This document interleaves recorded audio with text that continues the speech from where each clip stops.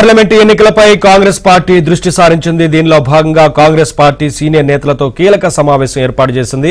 Party కేంద్ర కార్యాలయంలో కాసేపట్లో ఈ సమావేశం జరగనుంది. అన్ని లోక్సభ నియోజకవర్గాల పార్టీ కోఆర్డినేటర్లతో పార్టీ అధ్యక్షుడు మల్లికార్జున ఖర్గే, అగ్రనేత రాహుల్ గాంధీ విడివిడిగా భేటీ కానున్నారు.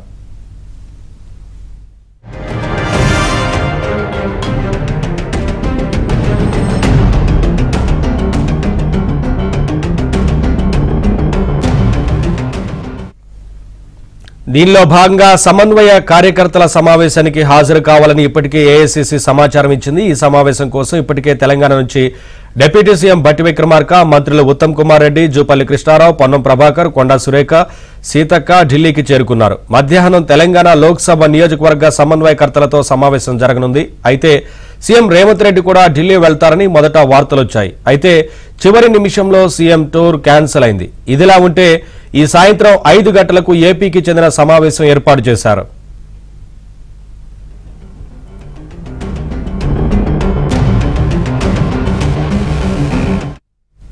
అప్డేట్స్ మా ఢిల్లీ కరెస్పాండెంట్ సతీష్ లైవ్ ద్వారా అందిస్తారు. సతీష్, తెలంగాణ అంటే లోక్సభ ఎన్నికలకు సంబంధించి తెలంగాణ సమన్వయకర్తలతో ఇప్పటికే సమావేశం ఉండనున్నట్లుగా తెలుస్తా ఉంది కదా, ఏంటి వివరాలు? ఈ సమావేశంలో ఎవరెవరు ఉంటారు, ఏ నిర్ణయాలు తీసుకునేందుకు అవకాశం ఉంటుంది?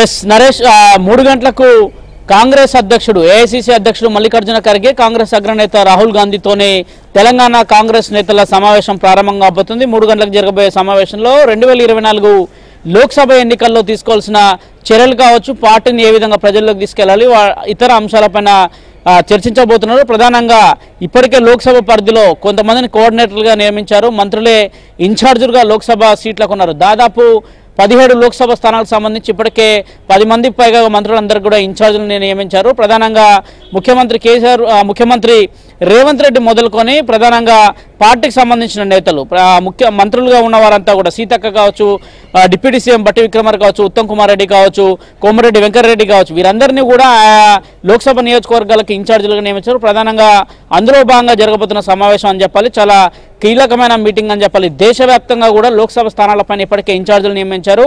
ఆ ఇన్ఛార్జీలంతా కూడా లోక్సభలో కలిసి పనిచేయాల్సి ఉంటుంది, పార్టీని ముందుకు తీసుకుపోవాల్సి ఉంటుంది, మెజార్టీ స్థానాలను ఆయా రాష్ట్రాల్లో సాధించాల్సి ఉంటుంది. ఇక తెలంగాణ రాష్ట్రంలో ఇటీవల జరిగిన ఎన్నికల్లో చూస్తే కాంగ్రెస్ పార్టీ విజయం సాధించింది. అందులో భాగంగా లోక్సభ ఎన్నికలు కూడా మరికొన్ని రోజుల్లో ఉండబోతున్న నేపథ్యంలో లోక్సభ ఎన్నికల్లో కూడా అదే స్పిరిట్తో పనిచేయాల్సిందిగా ఇప్పటికే పార్టీకి సంబంధించి ఇన్ఛార్జీలుగా నియమించిన మంత్రులందరికీ కూడా ఏఐసీసీ ఎప్పటికప్పుడు దిశానిర్దేశం చేస్తుంది. తాజాగా 3 గంటలకు సమావేశం జరగబోతుంది. ఈ సమావేశంలో ప్రధానంగా అనేక అంశాలు చర్చకు వస్తాయి. అందులో భాగంగా పార్టీ బలోపేతంతో పాటు లోక్సభలో మెజార్టీ స్థానాలు అంటే 17 లోక్సభ స్థానాలు తెలంగాణలోనే, అందులో మెజార్టీ స్థానాలను దాదాపు 13 నుంచి 14 స్థానాలను ఎట్టి పరిస్థితుల్లో కూడా కాంగ్రెస్ కైవసం చేసుకోవాలనేది కూడా చూస్తున్న నేపథ్యం కాబట్టి ఖచ్చితంగా ఇప్పటికే వారిని అందరినీ కూడా ఇన్ఛార్జీలు నియమించారు.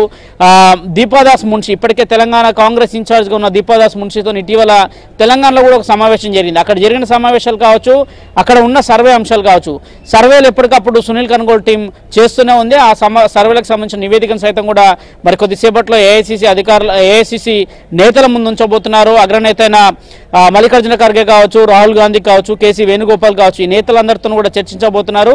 17 లోక్సభ స్థానాలకు సంబంధించి ఎట్టి పరిస్థితుల్లో కూడా మెజార్టీ సీట్లను సాధించుకుంటే ఖచ్చితంగా కేంద్ర ప్రభుత్వంలో తమ వంతు ఉంటుంది. దేశవ్యాప్తంగా కూడా అనేక సీట్లను సాధిస్తేనే ఈసారి అధికారంలోకి కాంగ్రెస్ పార్టీ రానున్న నేపథ్యంలో ఇప్పటికే ఇన్ఛార్జీలుగా ఉన్న మంత్రులంతా కూడా ఢిల్లీ చేరుకున్నారు. ఉదయాన్నే డిప్యూటీ సీఎం మల్లు భట్టి విక్రమార్క కావచ్చు, ఉత్తమ్ కుమార్ రెడ్డి కావచ్చు, శ్రీధర్ బాబు కావచ్చు, సీతక్క కావచ్చు, కొండ సురేఖ, అదేవిధంగా పొన్నం ప్రభాకర్, జూపల్లి కృష్ణారావు, మరికొంతమంది కీలకమైన నేతలంతా కూడా ఢిల్లీ వచ్చారు. 3 గంటలకు సుమారు ఏఐసీసీలో సమావేశం జరగబోతుంది. 3 గంటలకు జరగబోయే సమావేశంలో పార్టీ బలోపేతం అంశాలపై చర్చించబోతున్నారు. మెజార్టీ స్థానాలను ఎట్టి పరిస్థితుల్లో కాంగ్రెస్ కైవసం చేసుకోవాలనేదే అగ్రనేతలు కూడా ఆశిస్తున్నారు. అందులో భాగంగా వారికి మరికొంత దిశానిర్దేశం కూడా చేయబోతున్నారు. ఎట్టి పరిస్థితుల్లో కూడా మెజార్టీ స్థానాలు సాధించుకోవాలనేది కూడా ప్రధానంగా ఇప్పుడు కాంగ్రెస్ ముందున్న అంశం అని చెప్పాలి. ఇది కాంగ్రెస్ పార్టీకి కూడా ఒక సవాల్ అని చెప్పాలి. ఇటీవల జరిగిన ఎన్నికల్లో దాదాపు ప్రభుత్వం ఏర్పాటు చేసింది, మెజార్టీ సీట్లు కూడా సాధించింది. లోక్సభలో కూడా మెజార్టీ సీట్లను సాధించాలనేదే కాంగ్రెస్ ఉద్దేశంగా కనిపిస్తుంది. అందులో భాగంగానే నేతలంతా కూడా ఢిల్లీ వచ్చారు.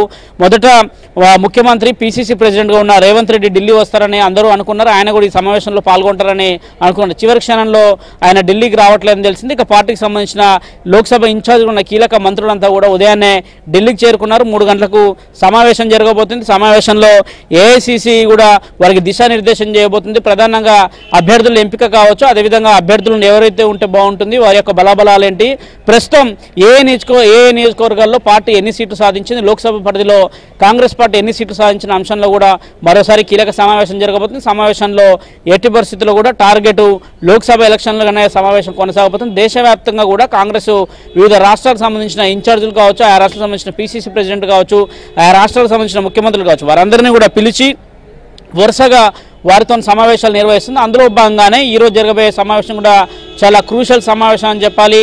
లోక్సభ ఎన్నికలే టార్గెట్గా ఈసారి కాంగ్రెస్ అయితే రాష్ట్రంలో ముందుకు వెళ్ళబోతుంది. Naveen, right, thank you Satish.